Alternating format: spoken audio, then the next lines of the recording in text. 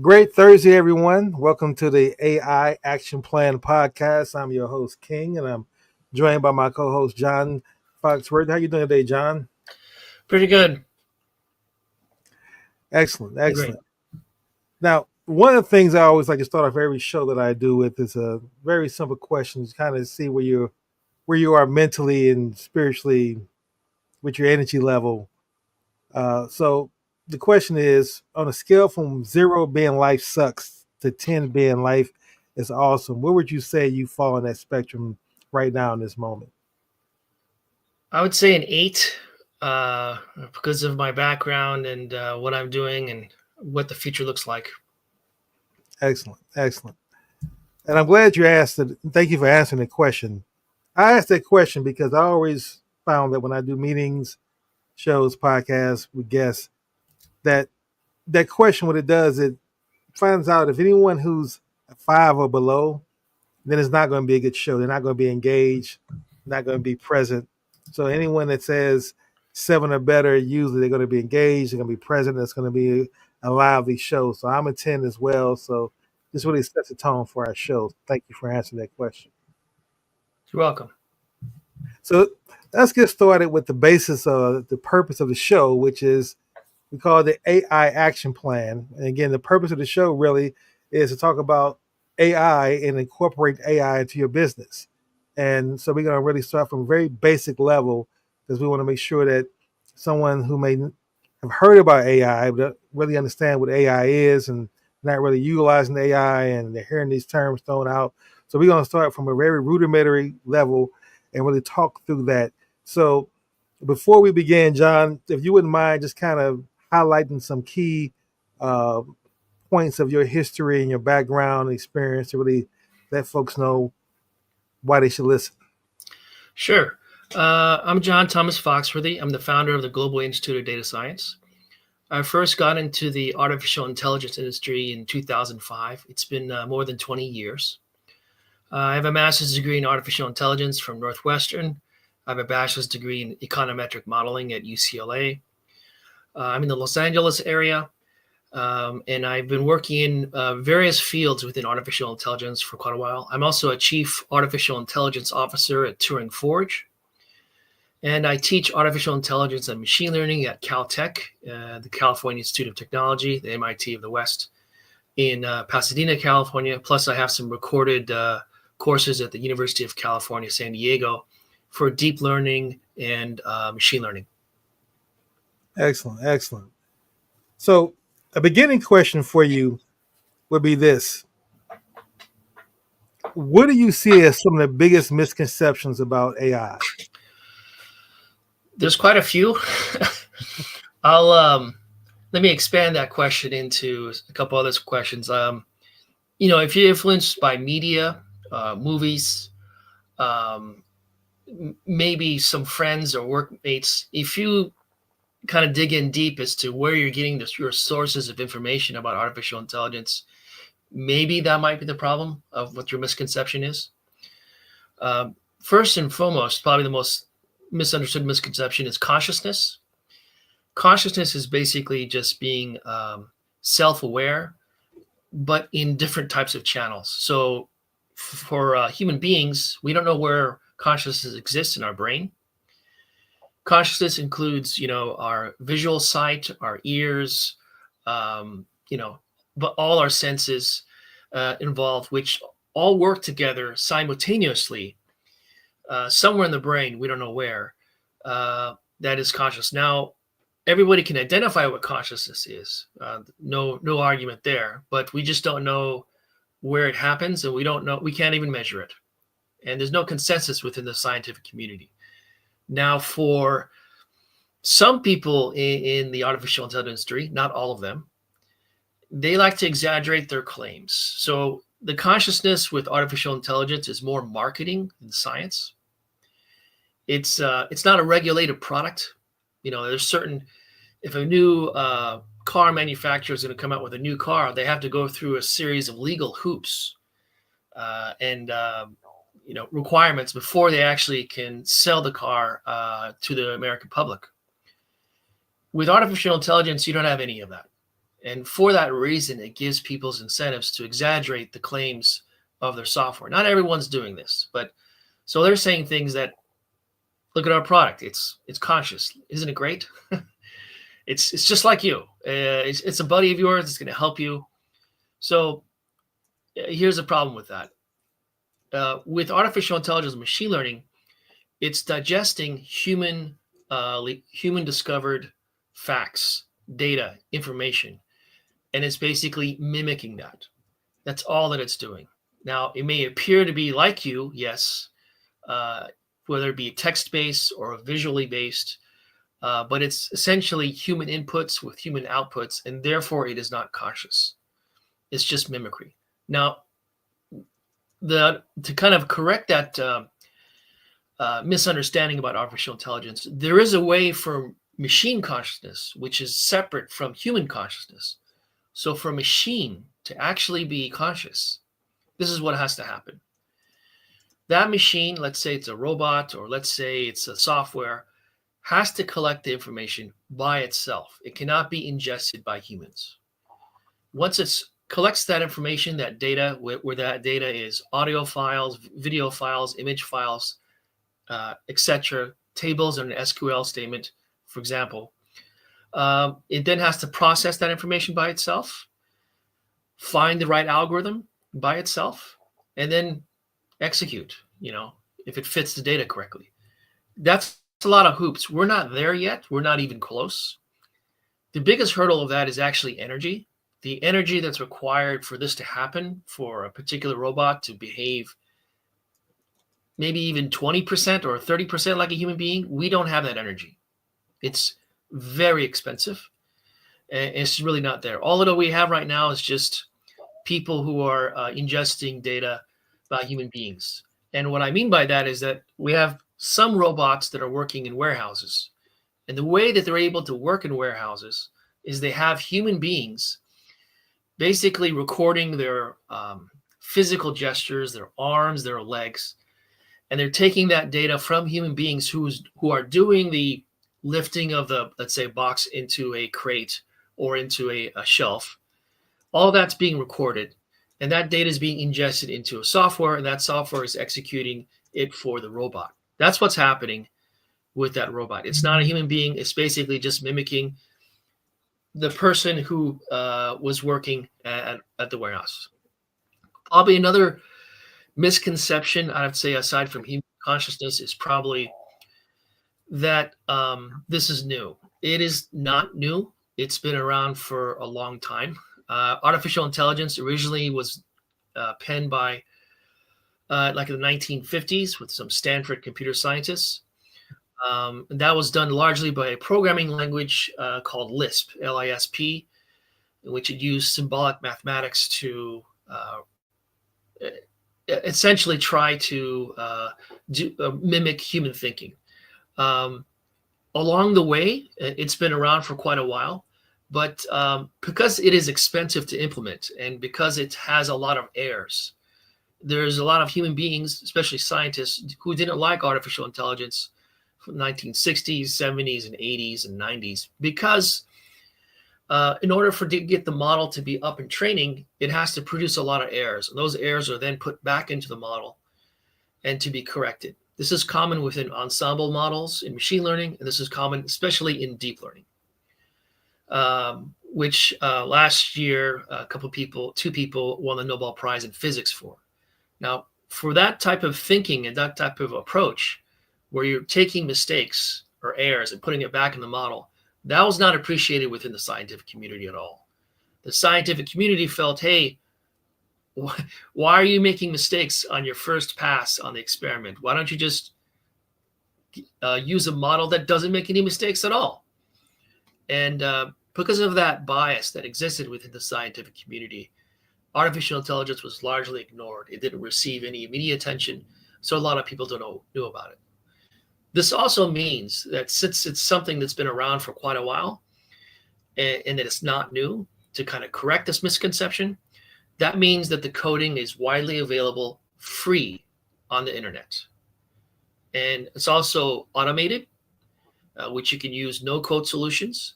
So that's another misconception. But those are those are probably two of the biggest misconceptions: is the consciousness and also the fact that artificial intelligence do. There's some more, but those are the two big ones. So, would you say that over the last, because you said you've been pretty much in this space for the last 25 years, if I'm not mistaken, would you say that in the last 5 years, the interest has really grown exponentially by 10x or so, as far as Yeah, people's general business interest? I mean, making sure that I put it in the business context. yeah. If it feels that it's going pretty fast, that's because the foundation has already been laid. So with anything that's been laying around for quite a while, that has been ignored for several decades, and then there's a marketing campaign and a funding and investment community getting into the space, then if it has those resources, it's going to allocate those resources quickly, compared to, let's say, the modern airplane 100 years ago.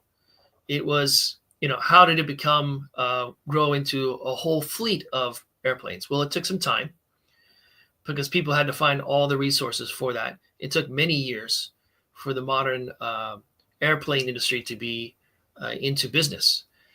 Artificial intelligence doesn't have that problem. It's basically, artificial intelligence is using statistical equations that have been around for several decades. And since they've already been implemented for a variety of reasons in other places, people are finding this and then are implementing it. And that's why it's going so fast. We already have the foundation for the models, plenty of them. We just have to create that foundation and be motivated by it, produce our own products with it, append it with other features of other existing business products. So AI is already here. We just need to, and we have the foundation. We just need to build it. That's all. Now, there's a lot of talk, and there still is concern that people have about possibly losing their jobs, AI replacing certain positions. What do you see? Do you see that really happening on a scale that people has their concerns about? And if so, what are some of the initial jobs that you see that may be replaced or are they're currently being replaced by AI? Yeah, let me kind of reframe that question. When you hear other people talking about answering this question, you have to look into what is their motivation and bias. If you own an artificial intelligence company with a variety of products, you will financially gain and get more attention by saying that, yeah, you need to change now. You need to buy our product so you can go ahead. I'm not saying that's wrong or right. I'm just identifying the preconceived notion by certain people answering this question. I'm not going to really benefit from it because I provide executive coaching and consulting. So we're completely agnostic about it. But to kind of answer your question, artificial intelligence is not going to replace people's jobs. People are going to replace their own jobs. People who adopt artificial intelligence at their work and also in their personal lives will replace people who do not adopt artificial intelligence in their workspace. And this is true of a lot of technological revolutions and innovations. In 1995, people who did not adopt Microsoft Excel, whether they worked in a legal office, an accounting office, etc., they didn't do really well. If they're using graph paper back then, no, that's just not going to work. It's the same thing here. But at the same time, for something that's actually non-standardized, where do you actually look? Where do you start? And because there's just a lot of, like anything that's not standardized and that's very lightly, if not at all, regulated, there's just a lot of noise. There's just a lot of problems that exist within this space of picking the correct product, picking one that's not exaggerating and actually works well and is worth the cost. And that's what we do at the Global Institute of Data Science. We help people with that. And I think that's a better way of kind of answering the question. Now, one of the things that I've seen from some of the businesses I work with is that if they're looking to hire people for whatever their position may be, and their concerns are people utilizing AI to help them write their resumes. Ah, What would you say your thoughts or advice would be for businesses who would actually be concerned about reading whether or not be concerned themselves if the resume is written by AI or is written by humans? yeah. First of all, artificial intelligence was already used before, actually, quite a number of years ago, for helping people with writing their resumes. Um, there's also ways for certain companies to actually use certain technologies. I think one of them is called Zero GPT, where it detects if artificial intelligence was used on the resume or not. There is that. But at the same time, with a very competitive market, what are you expecting people to do? Sometimes people are not good at selling themselves, or they think they are, but they forgot one important thing. So that's where artificial intelligence can really help.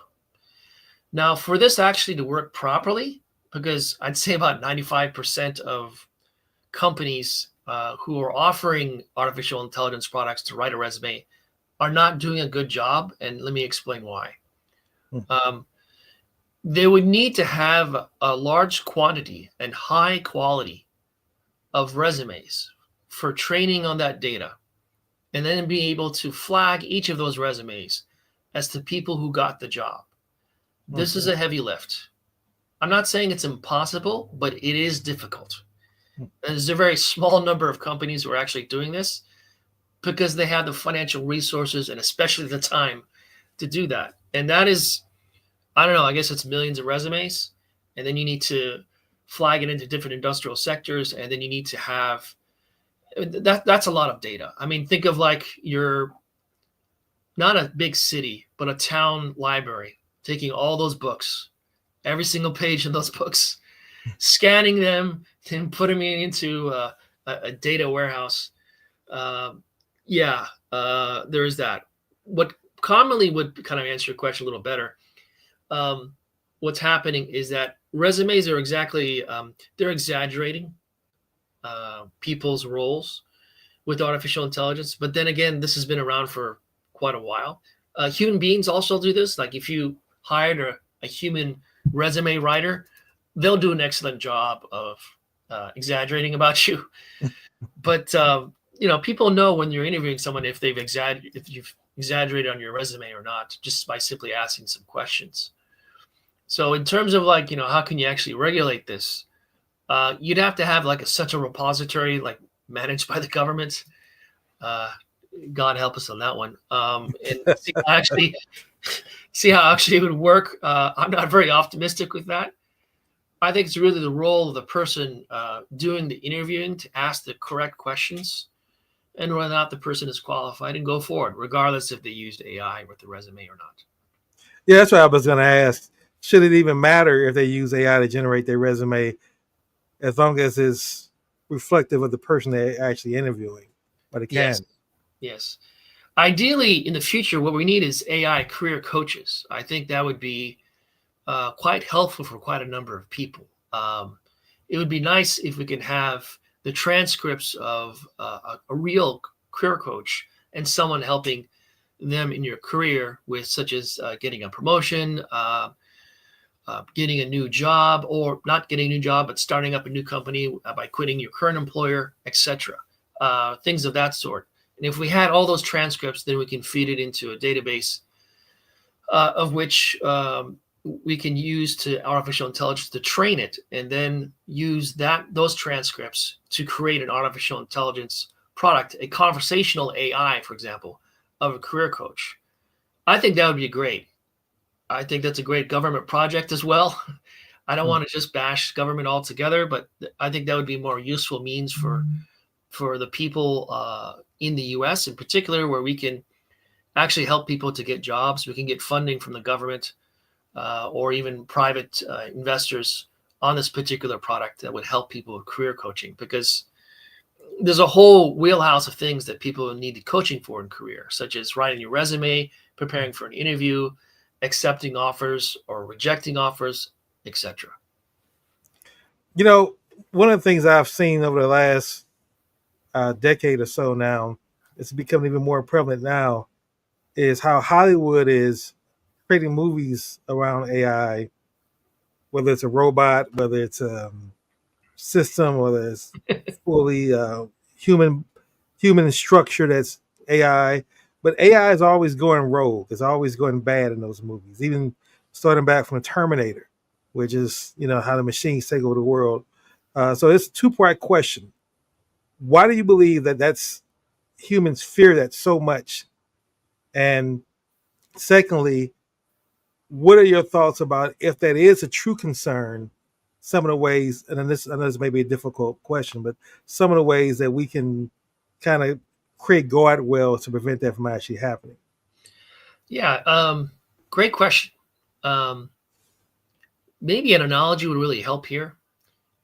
When the automobile about 100 years ago was introduced, um, there was an excitement and fear at the same time. The excitement was that they could actually get somewhere faster, but the fear is they might run over somebody. Um, and we've kind of gone through this before. When using this also by way of analogy with artificial intelligence, we kind of have to have the good with the bad here. That's why we really need some form of regulation. It's also why I created the Global Institute of Data Science, is to actually have some level of regulation, not ban it. That's not what I'm asking for, but to use it in that way. So to kind of get into this is that I think that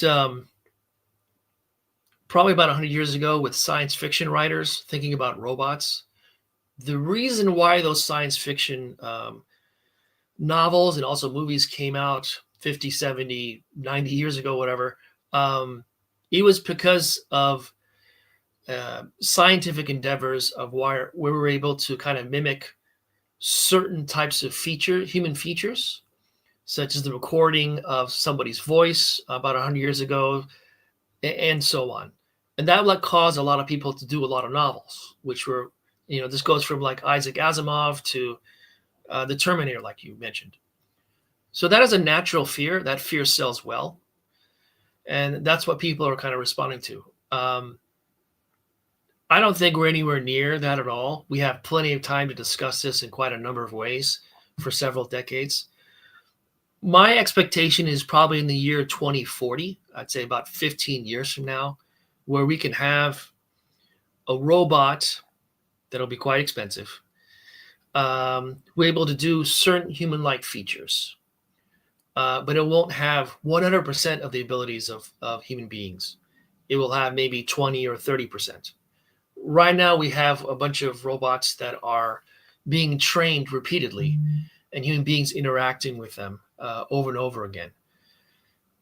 We have to get to the point of machine consciousness, which is where the robot can self-digest data, self-program itself, self-algorithm selection, and then execute. We are not even close to that at all. It's like trying to go to Mars. It's possible, but I think it would take 4 days or 4 weeks. I don't know how long it would take, and it'd be very dangerous. But aside from the fears, I think there's a lot of practical solutions that will exist that do not involve the human form of a robot. And that is things such as text-based data, which is the reason why we're in this AI hype in the first place, because of ChatGPT in 2023. And I think really that area of artificial intelligence, which has a different format and appearance, which is not a robot form, is where we're going to see a lot more success and help with people, which will potentially cause fears only on a text-based approach, or maybe a visual or image-based approach, which is a much smaller fear than something that looks like you that's standing next to you. What's always interesting to me in those movies is that the AI always learns emotions. Yeah. When it does learn emotions, that's when it decides to go rogue at that point and stop listening to humans and kind of think on its own. But that kind of shifted my question. I want to kind of give you an opportunity to talk a little bit more about your institute the Global Institute of Data Science. Kind of what was the origins of that, and kind of what is the mission that you play within that? Sure. So I've did machine learning consulting since 2014. I saw a role after being a staff statistician, a data scientist, and AI engineer about 15, 20 years ago. And so I worked in the areas of the financial services industry, insurance, marketing science, large legal firms, scientific manufacturing, particularly for plastics, and a bunch of other industrial sectors as well, including oil and energy. And from this, I saw a drastic need for consulting for machine learning. I did do statistical analysis before that. Because of the label changing and because of the marketing of certain companies, it really benefited me to become my own consultant with my background. At that time, I also finished my master's in Northwestern in artificial intelligence.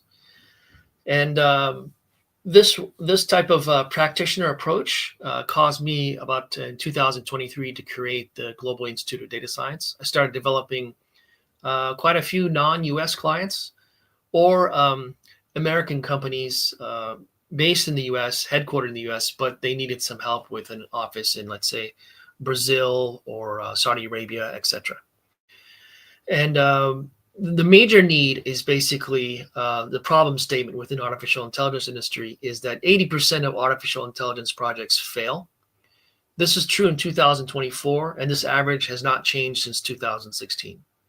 On top of that, according to MIT's Sloan School of Management, 70% of AI projects that are in production do not contribute to the profit and loss statement of the enterprise. So it's very there's not much of gain. More than half of AI projects that start don't make it into production. So there's a huge demand for artificial intelligence right now. It's going to continue for the rest of the decade, if not decades going forward. And the supply of people who can actually do this is quite small. And that's why I created the Global Institute of Data Science with our two channels, which is executive coaching and also enterprise consulting. The executive coaching is for both technical and non-technical people. So that includes anything from chief marketing officer, director of sales, etc., non-technical roles, plus technical roles such as chief technology officer or director of software development, etc. So that's a one-on-one basis. And then the enterprise consulting is for group-based consulting for technical and non-technical people. We create data governance programs to prepare for artificial intelligence. We do an assessment of AI readiness. We work with accounting, marketing, sales, operations, engineers, etc. So the full spectrum. We also create data catalogs so that every single person in the enterprise are looking at the same thing. So, for example, a customer ID in the technology department has a different interpretation than in marketing, even though it's exactly the same number. So if you write all this down in a data catalog, and you also work on a data governance program that kind of gathers the people, the processes, and the technology into valuing the data assets of a company, then you can prepare for as much as machine learning as you can. By way of analogy, it's kind of like, my wife and I did this about a month ago or so. We cleaned out everything in the refrigerator and also in our cupboards. We did some restoration work in our kitchen, and then we resupplied the refrigerator and the cabinets again. And now we're cooking different food. And that's by way of analogy, my way of explaining how that AI transformation can be for individuals one-on-one with executive coaching, or for team-based, which is for enterprise consulting at the Global Institute of Data Science. Okay. That term AI gets thrown out quite a bit. And we talked about AI and robotics. We also talk about, and I kind of want to shift and come up with a way of describing it, different forms of AI, so that people, when they hear about AI, because I think a lot of people think about generative AI, ChatGPT, Claude, those type of tools. So can you kind of give us some different types of AI so that we can kind of be clear on? Yeah, for somebody who's been in this space for 20, 25 years, it's a struggle to find someone who actually defines artificial intelligence and then applies it into different areas. It's usually made up of, I would describe it this way, somebody in the audience teaching someone else in the audience. And so let's not do that. Let's start from a regular definition. Artificial intelligence is when something that is not biological, that behaves biologically. So I'm using behavior to describe intelligence. There's a lot of ways to describe intelligence. We can get into that academic debate, but I'm using behavior. So below behavior, there's a set of methods, and below methods is those single variables of action. So for example, a nurse has a certain set of tasks, and those tasks are methods. Those methods roll up to the behavior of a nurse. It's also true of paralegals at a law firm, etc. And so that's human intelligence. So artificial intelligence is to take those set of tasks or methods, those swimming lanes, let's say, that exist for those job titles, and just taking one or two of them, not all of them. We're not there at the human robot level anytime soon. So once you have something that is not biological, that behaves biologically, okay, those are your nouns, those are your compound nouns. How do you break that down into like action verbs? So there are 5 major areas that exist within artificial intelligence. 1 is describing, 2 is predicting, 3 is optimizing, 4 is recommending, and 5 is generative. So we describe, predict, optimize, recommend, and generative. Now, describing, technically speaking, is called unsupervised learning. You're describing a outlier, an anomaly, such as fraud in financial transactions. That's one of them. Next one is prediction. Prediction is supervised learning. You're supervising a target, a goal, an objective, such as the chief sales officer that is trying to find the sales numbers for that will report on the 31st of December 2025 for next year. What is that sales number, that forecast? Now, the human version of that would be to ask your sales team, what do you think the sales number will be that we're reporting in January 2026? They'll use their intuition and their human intelligence for this. Versus artificial intelligence, you might use a deep learning algorithm that would forecast this approach. Next to that is optimization. Optimization can be used in various forms, from manufacturing to optimizing how many nurses in a hospital should work. There is that. And the recommendation engines is within reinforcement learning. So there are basically, those are the 4 major ones. The 5th one is generative. I'll get into that. So aside from describing, predicting, optimizing, recommending, and generative, you basically have 3 frameworks: descriptive analytics, predictive analytics, and prescriptive analytics. Prescriptive analytics is reinforcement learning, also known as recommendations.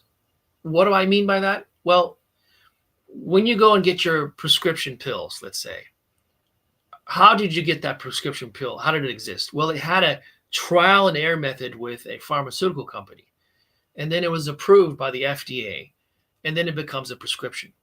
So anything within a trial and error method, at the end of that trial and error method, you learn something, then that's a prescription, and that is a recommendation as well. It's the same thing. Your doctor goes in, hey, we're going to give you this recommendation. What that doctor is saying is that's a recommendation. So that's prescriptive analytics. So I explained predictive analytics, which is supervised learning, such as forecasting for sales, and then also descriptive analytics, which is describing something, such as an outlier. And then of those 3, there are extensions of these. And those extensions can be natural language processing, which is like ChatGPT, a large language model. So natural language processing is basically finding meaning with human text using computation and algorithms. To basically mimic and understand how human beings do. So that's that. Now, when you're doing natural language processing, you could be describing a text, such as a text summarization. That's a description. Or if you digested, let's say, a whole bunch of statements of a speaker in particular, and you wanted to know what they'll be saying next, let's say next week, then that's a prediction. You do a text prediction. Then after that, you take an extension of natural language processing with prescription, which is which part of this text would you recommend to read, and that is important for these following objectives. So that would be a recommendation. And then the final extension, aside from natural language processing, is deep learning. So when we say supervised learning, unsupervised learning, and then deep learning, the word learning means estimation. So you're supervising an estimate, you're unsupervising an estimate. In other words, you're describing it. You're doing deep learning. Now, deep learning is basically machine learning on top of machine learning. It's a stack of models. And that stack has depth, D-E-P-T-H, and that is referred to what deep means. So within all this space, and it's a lot, it's basically a discipline in itself. It is a mini university. And in fact, at University of California, San Diego, they actually have a data science institute, which is separate from the other parts of the university.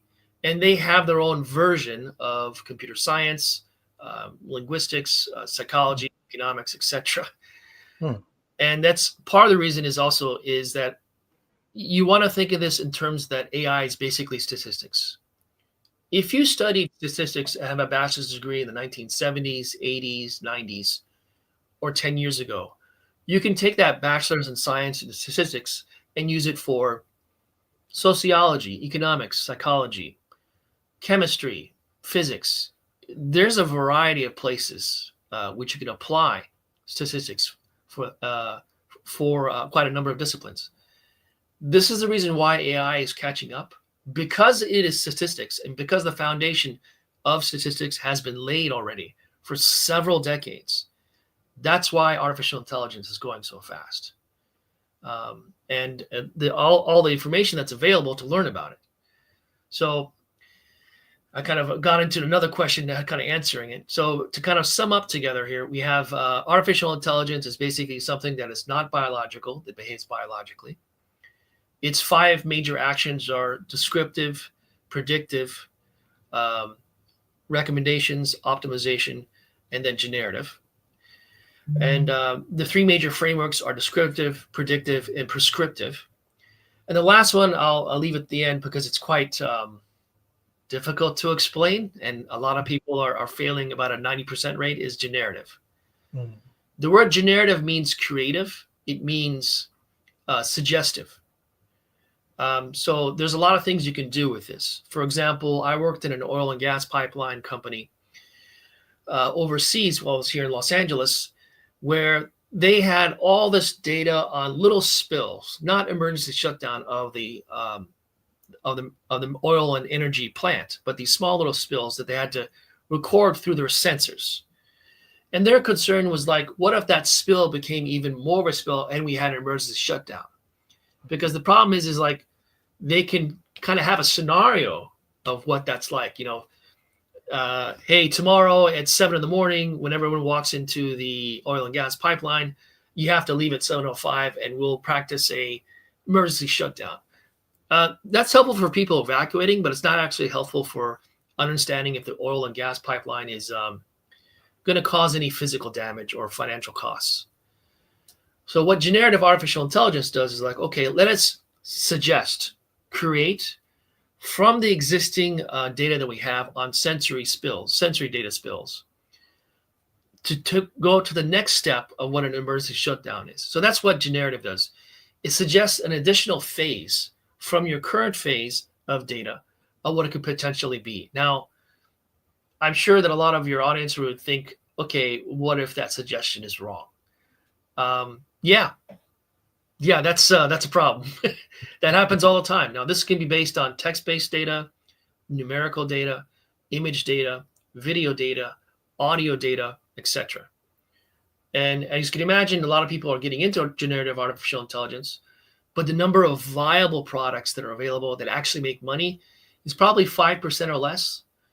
So this area that exists, which I kind of left to kind of answer your question at the very end, is heavily experimental. But the best generative product is probably large language machines, which are GPT technology, which stands for generative pre-trained transformers. I could get into that, but maybe some other time. Well, I think it gives us a good foundation for the first half. We're going to take a break right now, word from our sponsor, and then we're going to pick back up on the other side, where I want to kind of drill down more on some of the large language models that most people are talking about now in today's business world. So let's pick that back up on the other side of our sponsorship. The playbook for growing a local business online is simple.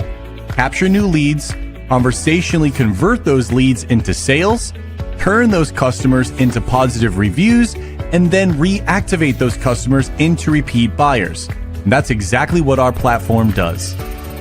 In order to consistently generate new leads, you first need to be found. The quickest way to get search engines like Google to put your business at the top of search results is by having a steady flow of positive reviews. With our platform, you can show up in search and stand apart from your local competition by easily collecting new customer reviews through text. But getting found is only the beginning. Most consumers choose the first business that responds to them. So unless you start conversations with potential customers almost instantly, they'll go somewhere else. That's why we make starting conversations with website visitors as easy as clicking a button, connecting you instantly through text message so the conversation doesn't end when they leave your website. And we bring all your leads, no matter where they come from, into a single conversation stream that supports text, email, video messaging, Google Business Chats, and even Facebook and Instagram DMs, so you can respond faster and more efficiently than ever. When it comes to turning all those conversations into customers, we make collecting payments just another convenient part of the combo, so you get paid faster no matter how they prefer to pay. Next, you'll want to turn your new customers into happy reviews, which is a snap with our new review request quick actions. The more conversations and customers you generate, the easier it becomes to drive repeat business. We make reactivating contacts into customers as easy as, yup, you guessed it, the push of a button. With bulk actions, you can send out text and email campaigns to generate new sales whenever you have a new update, promotion, or story to tell. We make modern online marketing simple. Let's start growing your business today.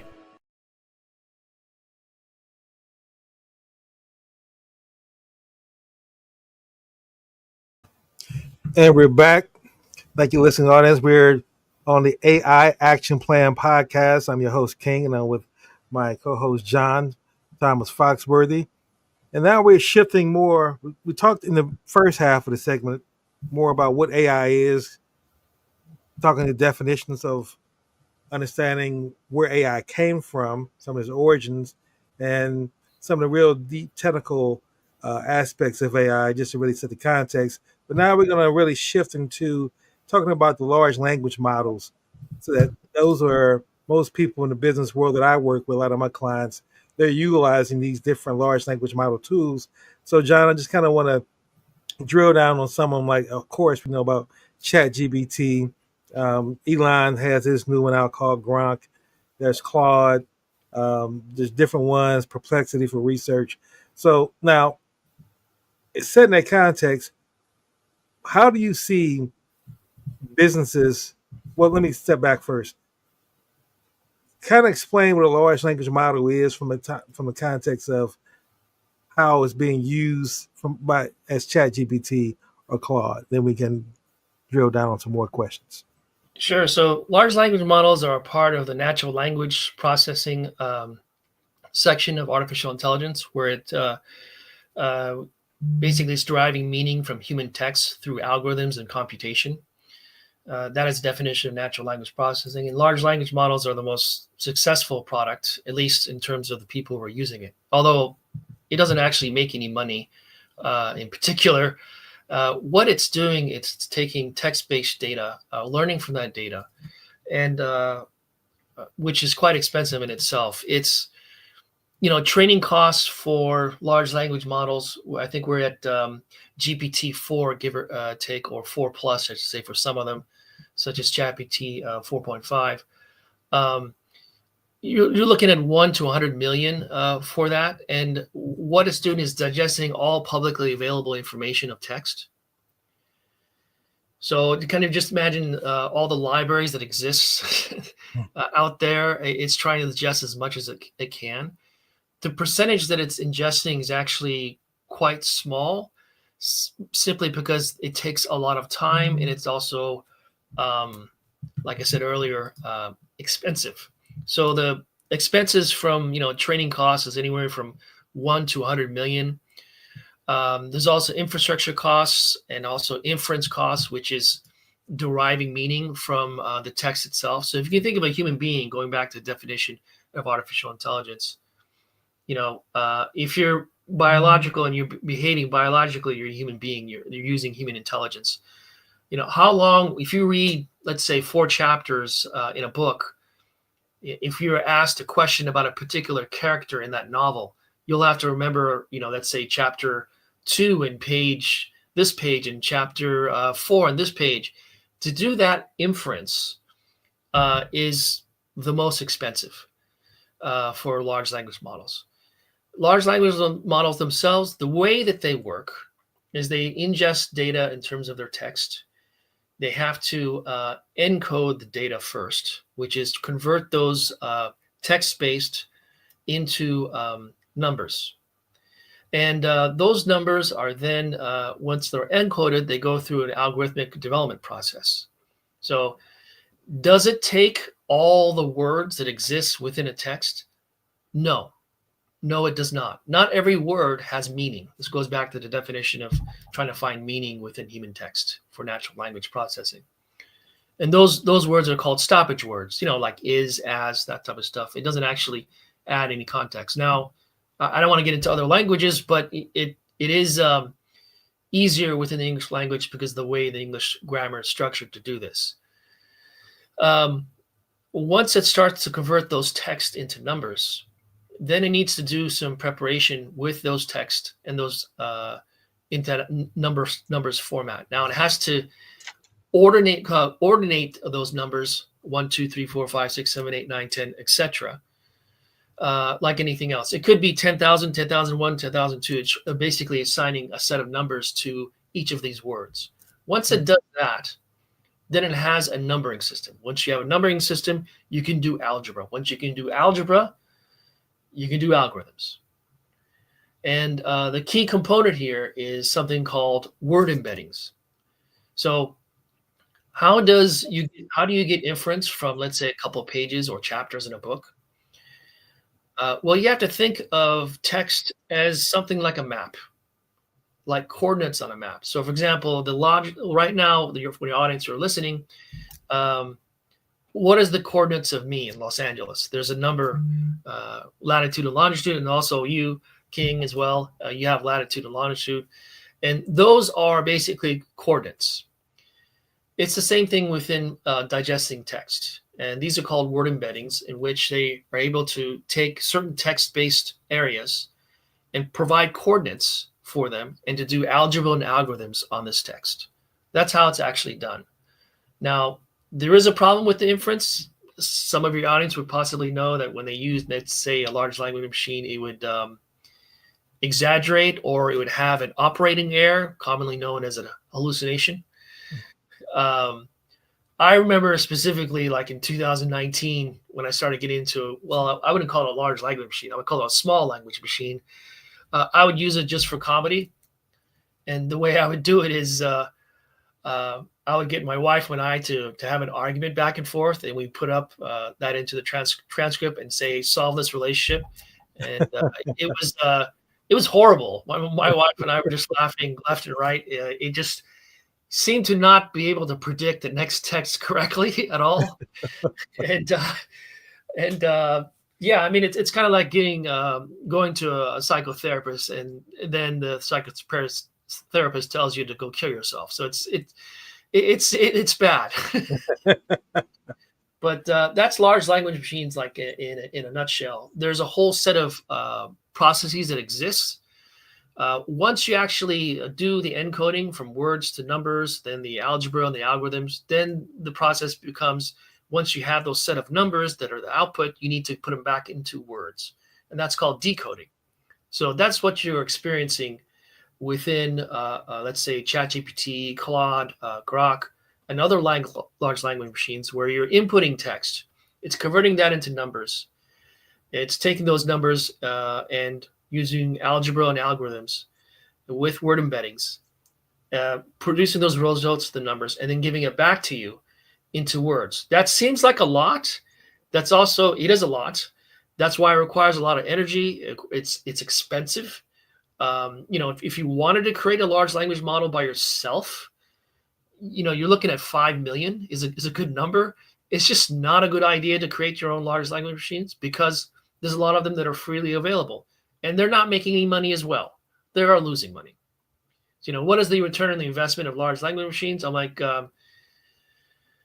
hold my beer. Let me go somewhere with this. So that is a problem in itself. There's another secret. I'd like to kind of expand this question that you had about large language machines. The people who are creating this, the high process workers at Claude, at OpenAI, at Grok, etc., they're all talking to each other. They're all having coffee. They're all sharing. It's also open sourced, meaning that you can download it and do it yourself. So there's no trade secrets here. It's not magical. We're trying to create a revolutionary product that will eventually be used to actually make money, let's say, 2030, 2035, for the general audience. Right now, it's kind of making money by attaching additional features to it. And those features generate the financial revenue, such as a RAG LLM, which is RAG LLM, it can ingest the internal documents of a corporation and then use large language machines for that, for helping for better processing of human resources, or for healthcare questions at a big company, that type of stuff. I think that answers your question on large language machines. I'm curious to know how someone who has the experience, knowledge of AI as you do you have a preference for any particular large language model that you use in your daily work and life? Yeah, I've kind of developed my own. I use Claude in particular for what my use cases are. So there are like other types that are available out there for different reasons. There's Perplexity for deep research. So because I teach artificial intelligence at Caltech and also University of California, San Diego, I read a lot of papers. So I have to read a lot of academic scientific papers, and I use a deep research module of Perplexity. And that's quite helpful. You kind of have to wait for it. Claude has that as well. I use both of them on a regular basis. I haven't used ChatGPT in a while. I don't use Grok. Their principles of like, let's do speed and worry about the quality later is just something I don't agree with. I think quality is just as important as quantity. If it's a car, the engine is fast, but there's other things involved, like the seats and the wheels and the steering wheel also is important. I don't know, the dashboard, how about that? So there is that in itself. So those are my use cases. I also do API setup, and I have a technical background. I also have my own RAG LLM that I've developed over the years, which is separate from Claude and Perplexity, because I've been using large language models. My motivation originally within NLP, natural language processing, is to understand consumer sentiment.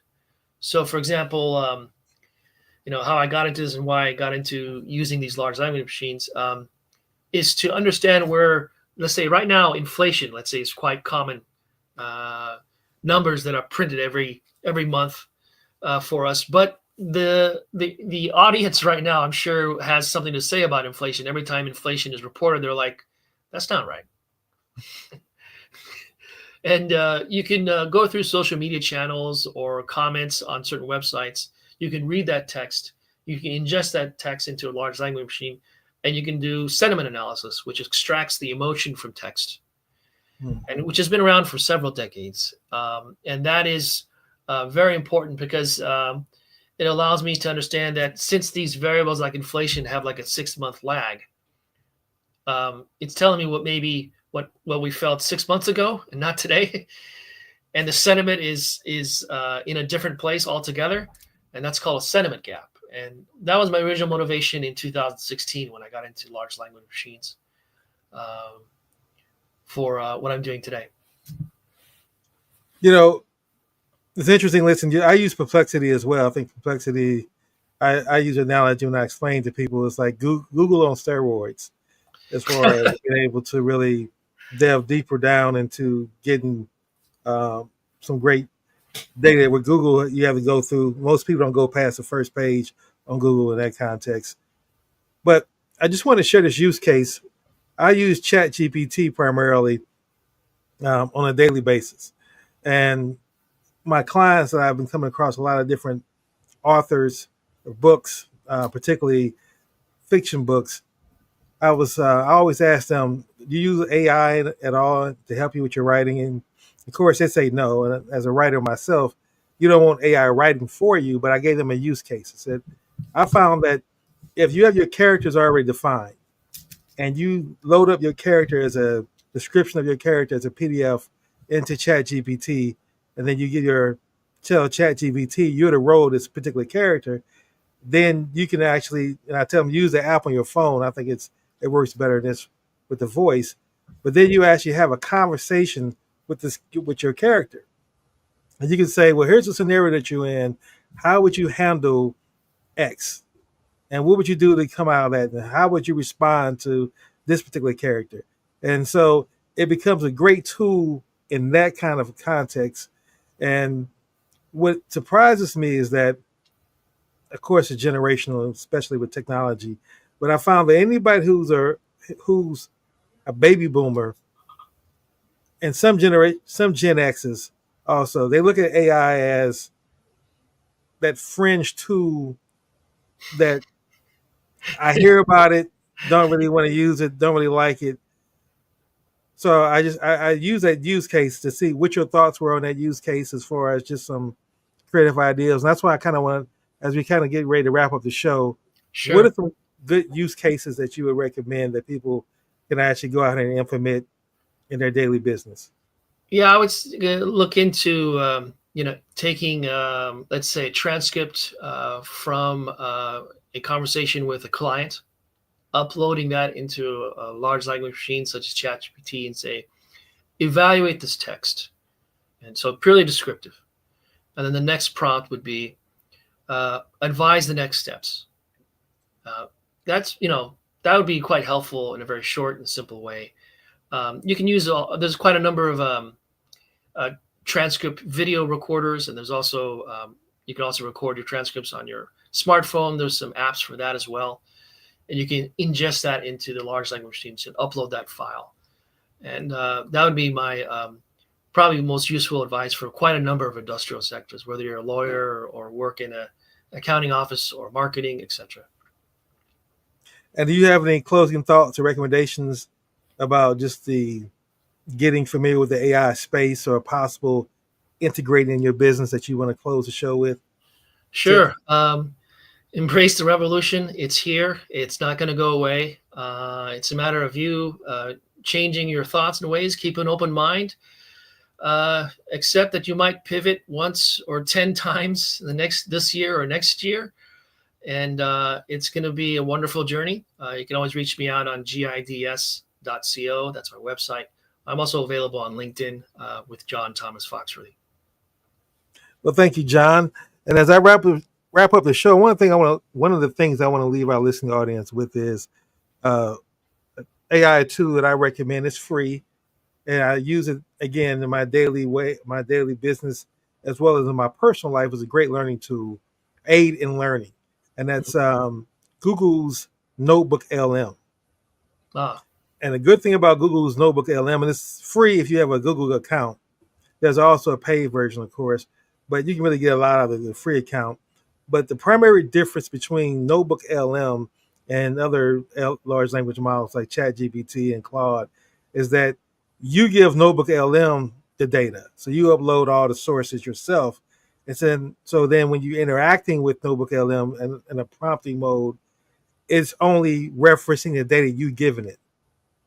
yeah. And it's a great tool for taking your writings, saving them as a PDF file, and just really beginning to say, like I use a lot of different authors. I have their PDFs of their books, and I upload their books into Notebook LM, and then I'll begin to say, summarize this particular book, and then begin to ask specific questions that the author has laid out in the book right within actually Notebook LM.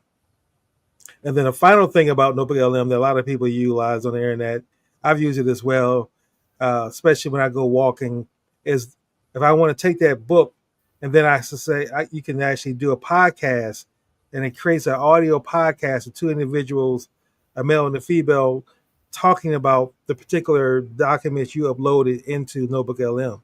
So it could be whatever documents you upload, but now they create a podcast. They can go from anywhere from 7 minutes up to 35 minutes, and hear these two individuals actually talking about what documents you uploaded. Like, for example, I've uploaded a short story about my journey, and then listening to the podcast host discuss my journey is really interesting. So that's a great tool. Notebook LM, if you have a free Google account, just search Notebook LM and you'll find it. You can log in and utilize it pretty immediately. Cool. So with that being said, we're going to wrap up our first section, first show for the AI Action Podcast, AI Action Plan. I hope you all enjoyed the podcast. We're going to allow our users to give us some ideas of what you want to learn, some key questions you want to ask John as we go forward. And until next show, John, you have a blessed and productive day. And our listening audience, let's all look at ways that we can actually create our own AI action plan and get used to implementing it in our daily lives. Thank you. Thank you.